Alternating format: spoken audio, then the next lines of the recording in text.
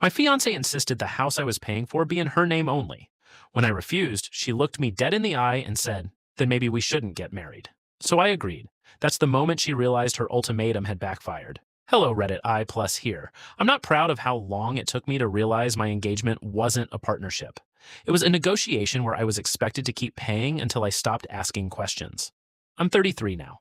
This happened last year when I was 31. And honestly, I still replay that night in my head because it was the first time in years I heard my own spine snap back into place. My ex-fiancée, Sabrina, thought she was giving me an ultimatum. What she actually gave me was an exit sign. It started over a house, not even a mansion. Just a normal four-bedroom place in a quiet suburb outside Columbus. Brick exterior, decent yard, unfinished basement.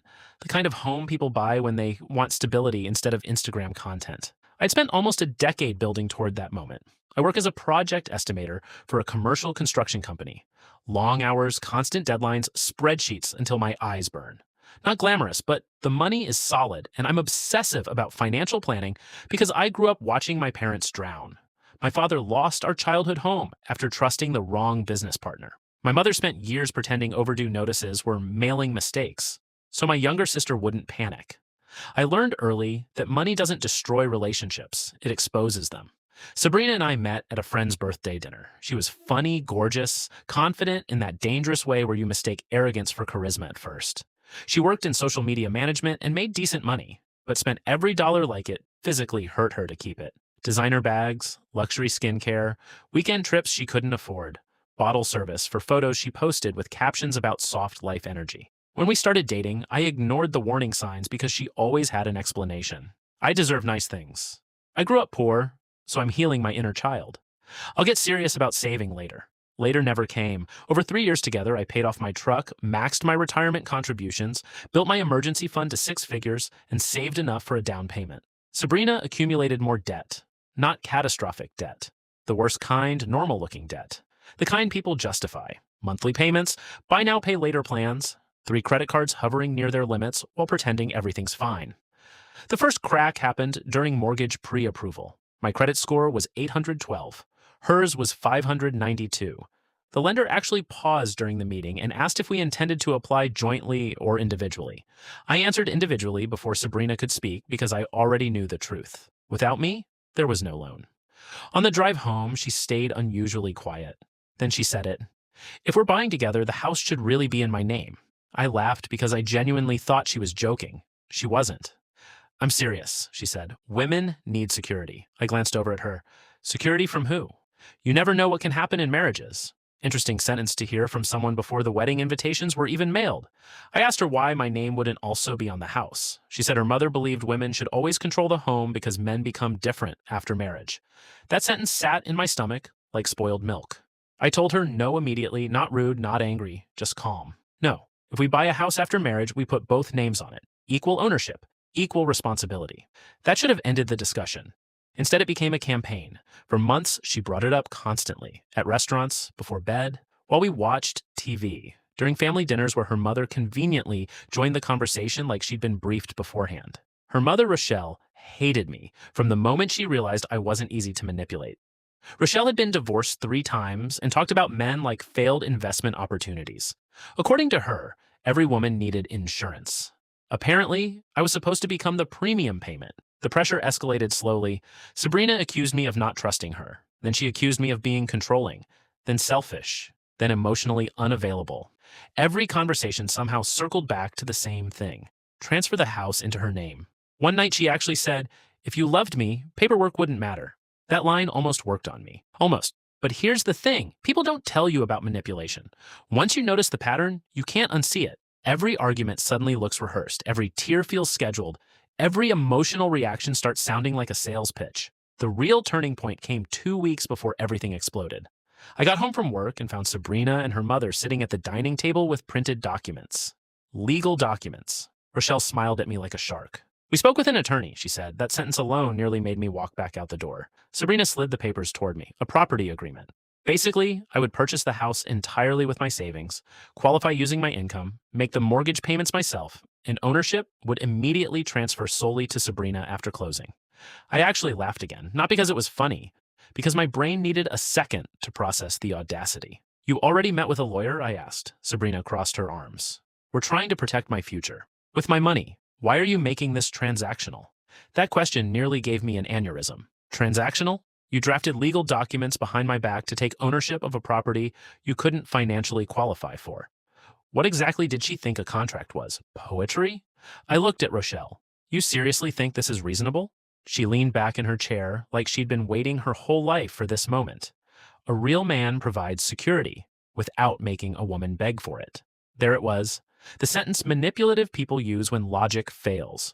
A real man. Translation. Do what we want or we attack your masculinity until you fold.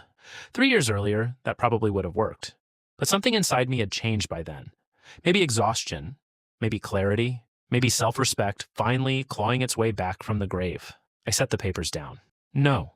Sabrina's expression hardened instantly. So that's it? That's it. You'd really risk our relationship over paperwork? No, I said quietly. You already did. That should have been the moment we ended things. Instead, she decided to go nuclear. A week later, we were standing in our kitchen surrounded by untouched takeout containers, while she unloaded every accusation she'd apparently been saving for months.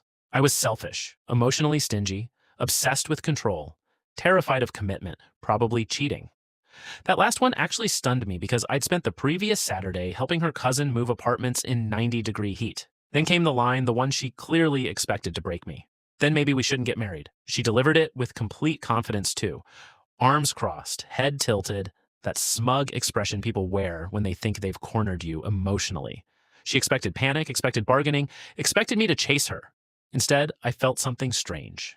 Relief. Pure, immediate, overwhelming relief, like my body had finally stopped carrying something heavy. I looked her dead in the eyes and said, "You're right. We shouldn't." Silence. Absolute silence. The kind where even the refrigerator sounds loud. Sabrina blinked twice. What? I agree. No, I mean, if you're going to act like this, maybe we should reconsider things. I just did. For the first time in our entire relationship, she had no script.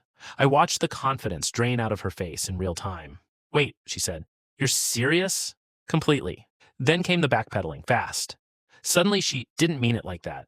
Suddenly we were just emotional. Suddenly we needed couples counseling. Amazing how quickly ultimatums become misunderstandings when they fail. But I was done. Not angry. Done. There's a difference. I slept in the guest room that night. The next morning, I called the venue and canceled the wedding. Lost deposits totaled around 11 grand. Best money I've ever spent. You know what happened after that? Chaos. Her family exploded. Apparently Sabrina had told everyone the house issue was already settled. Her mother called me 14 times in one day, left voicemails saying I'd ruined her daughter's future. Interesting wording again. Not happiness. Not marriage. Future. Meaning financial future. 3 days later, I learned something that made my blood run cold. Sabrina had already been shopping for furniture using projected equity from the house. Projected equity. From a house she neither owned nor paid toward. It got worse. One of her friends sent me screenshots after the breakup because she felt guilty. Messages from Sabrina months earlier. She's basically set once they marry. He makes enough that she'll never struggle again.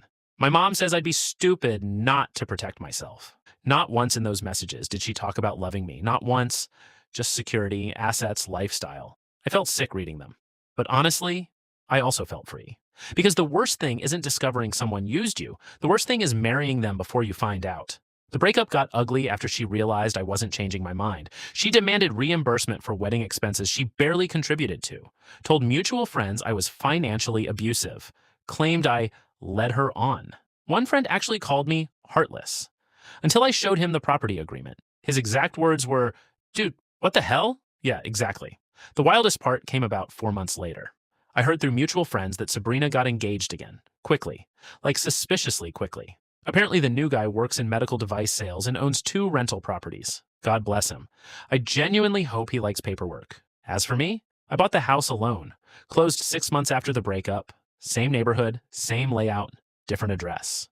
The first night there, I sat on the living room floor eating cheap pizza off a cardboard box because I hadn't unpacked plates yet. And I remember thinking something that still makes me laugh. The house felt bigger without entitlement living in it.